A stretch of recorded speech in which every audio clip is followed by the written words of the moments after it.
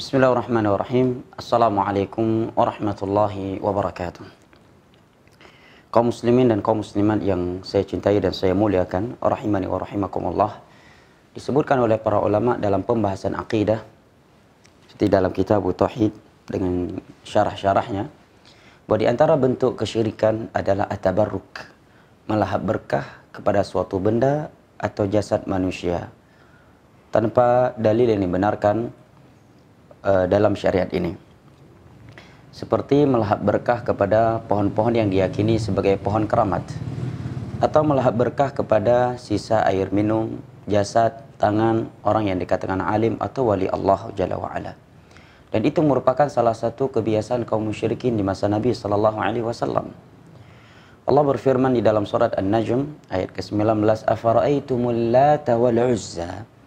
Al-Lata telah datang riwayat dalam Sahih Bukhari bahwa sebagian mereka para sahabat, sebagian ulama salaf menyatakan bahwa Al-Lata, dari kata Al-Lata, dia adalah seorang lelaki yang saleh yang suka membuat adonan roti kemudian membagi-bagikannya untuk jamaah haji. Tatkala dia meninggal, maka mereka iktikaf di atas kuburannya dan mengkeramatkan kuburannya. Maka Allah mengingkari perbuatan mereka tersebut dengan firman-Nya, afara'aitumul Lata wal Uzza. Demikian juga Nabi SAW. Juga diriwayatkan oleh Imam Tirmidzi dari sahabat Abu Waqid Al-Laythi radhiyallahu anhu. Beliau menyatakan, kharajna ma'a Rasulillah sallallahu alaihi wasallam yauma Hunain wa nahnu hudatsa wa ahdi bi kufr.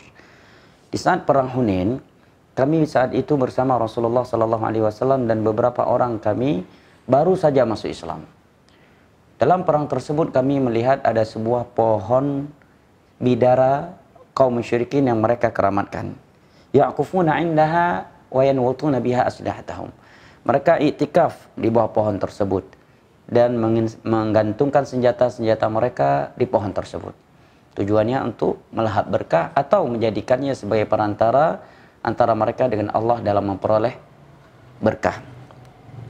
Maka kami pun tertarik melihatnya, kata Abu Waqid Al-Laythi, yang mana beliau baru masuk Islam. Maka kami pun berkata kepada Rasulullah, ya Rasulullah, ij'al lana dhata anwat kama lahum dhatu anwat. Wahai Rasulullah, buatkanlah juga untuk kami sebuah pohon keramat dhatu anwat, seperti kaum musyrikin memiliki pohon dhatu anwat. Maka Rasulullah SAW marah dan mendengar mereka, Allahu Akbar, Allah Maha Besar. Sesungguhnya innahas sunan, itu kebiasaan umat-umat sebelum kalian yang Allah binasakan. Sesungguhnya permintaan kalian, ucapan kalian itu sama seperti ucapan Bani Israel yang berkata kepada Nabi Musa, ij'al lana ilahan kama lahum alihah. Wahai Musa, buatkan juga untuk kami sebuah sesembahan yang dapat kami sembah selain Allah sebagaimana mereka memilikinya.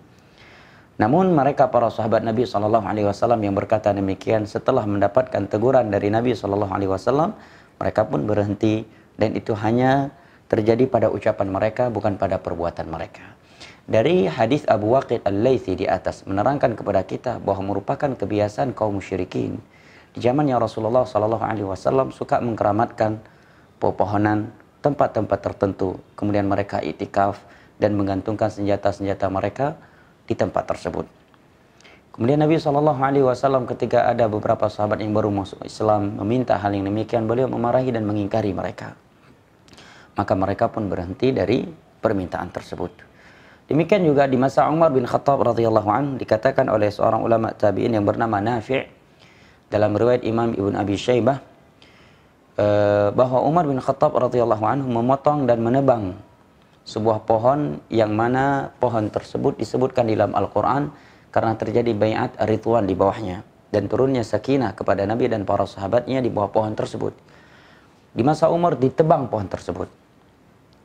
Kata Imam Ibnu Hajar, sebabnya pohon tersebut dihilangkan dan ditiadakan agar tidak dijadikan sebagai tempat melahap berkah oleh orang-orang Badui dan orang-orang yang bodoh yang ingin mengagungkannya sehingga mereka melahap berkah dan jatuh ke dalam perbuatan syirik. Ya. Maka melahap berkah kepada sesuatu atau jasad manusia itu tidak boleh kecuali jasad mereka para nabi dan para rasul. Itu memang berkah. Ludah mereka, air liur mereka, sisa minum mereka, rambut mereka. Oleh karena itu didapatkan dalam beberapa riwayat yang sahih para sahabat Nabi rebutan, saling rebutan sisa air wudhu Nabi SAW. Mereka bertabarruk kepada keringatnya Nabi SAW, kepada rambut beliau. Adapun selain beliau, maka tidak boleh dilakukan. Ya. Oleh karena itu, mereka, para sahabat Nabi, para tabi'in tidak pernah melakukan hal yang sama pada Abu Bakar, Umar, Uthman, Ali dan Uthman. Ya, Uthman, Ali dan sahabat-sahabat yang lainnya. Mereka adalah orang-orang yang paling saleh. Mereka adalah wali Allah yang paling tinggi. Tetapi tidak ada satupun manusia di masa itu yang melahap berkah kepada rambut Abu Bakar, kepada tangan Abu Bakar, kepada sisa minum Abu Bakar, kepada pakaian bekas Abu Bakar. Ya. Bahkan tidak ada satupun manusia di masa itu yang melahap berkah pada tanah kuburan Nabi SAW yang terkubur di dalam kamarnya Aisyah. Aisyah sendiri tidak mengambil berkah dari tanah kuburan tersebut karena beliau tahu itu perbuatan syirik. Adapun pada jasadnya Rasulullah SAW, maka itu khususan beliau sebagai Rasul, sebagai Nabi yang tidak layak kita lakukan hal yang sama pada selain beliau. Ya. Hari-hari ini terkadang kita dihebohkan dengan sikap beberapa orang yang mungkin orang menganggapnya sebagai alim, bertabarruk dengan katanya rambutnya Nabi atau kain kelambunya Nabi. Maka kita katakan, kalau rambut Nabi itu dipastikan adalah rambut Nabi, maka ada beberapa sahabiah yang mengambil berkah. Kan tetapi antara kita dengan Nabi sudah lebih dari 1000 tahun yang lalu, yang tidak mungkin rambut itu masih sisa. Apalagi dengan kelambu kuburan Nabi, yang itu bukan buatan Nabi dan para sahabatnya. Di masa Nabi, kuburan beliau tidak berkelambu. Di masa para sahabatnya, para tabi'in, tabi'ut tabi'in juga demikian. Ya. Kemudian siapa yang membuat kelambu kuburan Nabi tersebut? Adalah orang-orang yang datang belakangan. Ya. Maka melahap berkah dari kain tersebut adalah bentuk kesyirikan. Karena kita telah menjadikannya sebagai sebab kebaikan, yang itu bukanlah sebab kebaikan secara syar'i. Sisi kesyirikannya, kita telah memposisikan diri kita seakan-akan sejajar dengan Allah dalam menentukan sebuah perkara itu sebagai sebab keberkahan tanpa dalil dari Al-Quran dan hadis. Ya. Karena keberkahan itu semata-mata milik Allah Jalla wa'ala. Tabarakalladzi biyadihil mulku wa huwa ala kulli syai'in qadir. Maka tidak benar melahap berkah kepada kelambu kuburannya Nabi SAW. Yang pertama, Nabi tidak punya kelambu, kuburan Nabi tidak berkelambu. Ya. Andai kata ada kelambunya, maka itu buatan manusia. Kalau buatan manusia, berarti kita melahap berkah kepada sesuatu benda yang Allah dan Rasulnya tidak menyatakan itu sebagai sumber berkah. Masjidil Haram, Ka'bah, sesuatu yang berkah, tetapi tidak ada anjuran untuk melahap berkah pada bangunannya. Tetapi berkahnya adalah kita melakukan amalan-amalan yang anjurkan di sisinya. Sebagai contoh, dalam riwayat Al-Imam Al-Bukhari bahwa Umar bin Khattab radhiyallahu anhu ketika mencium Hajar Aswad, beliau menyatakan, "Inni la'alam annaka hajar la tanfa' wa la tadur, walaula anni ra'aitu Rasulullah sallallahu alaihi wasallam yaqabbiluka ma qabbaltuk." Kata Umar bin Khattab, "Wahai Hajar Aswad, aku tahu kamu ini benda mati, hanya sebatas batu.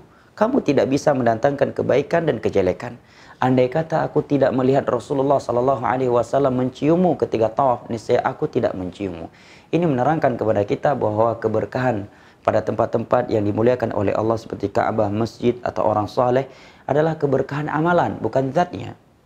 Tatkala kita melakukan amalan-amalan yang dianjurkan padanya, maka kalau kita ingin mendapatkan keberkahan orang saleh adalah dengan kita belajar ilmu agama kepadanya, belajar akhlak, mengikuti akhlak yang mulianya, bukan dengan melahap berkah pada air sisa minumnya atau dengan mencium tangannya. Walaupun hukum asal mencium tangan orang yang mulia tidak mengapa kalau tujuannya beradab, bukan tujuannya untuk melahap berkah.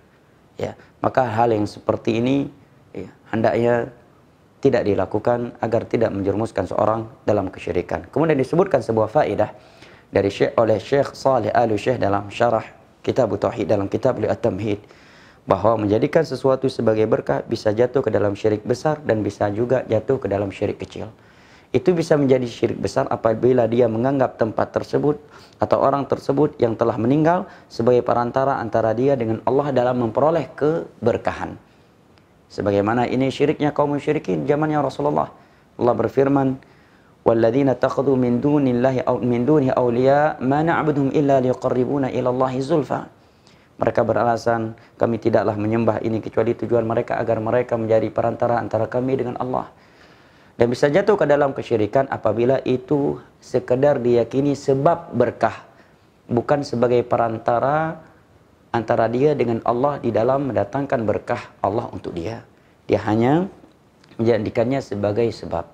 Sisi syiriknya kata para ulama, karena ja'lu syai' sababan laisa sababan ma'dzunan syar'an minasyirkil asghar. Menjadikan sesuatu sebagai sebab kebaikan atau kejelekan yang itu bukanlah sebagai sebab secara syar'i dan takdir, maka itu adalah syirik kecil karena dia telah berkeyakinan terhadapnya tanpa dalil dari Al-Quran dan hadis, dan secara tidak langsung dia seakan-akan memiliki ilmu gaib sehingga bisa menentukan sesuatu itu sebagai sebab berkah dalam keadaan tidak ada dalil dari Al-Quran dan hadis.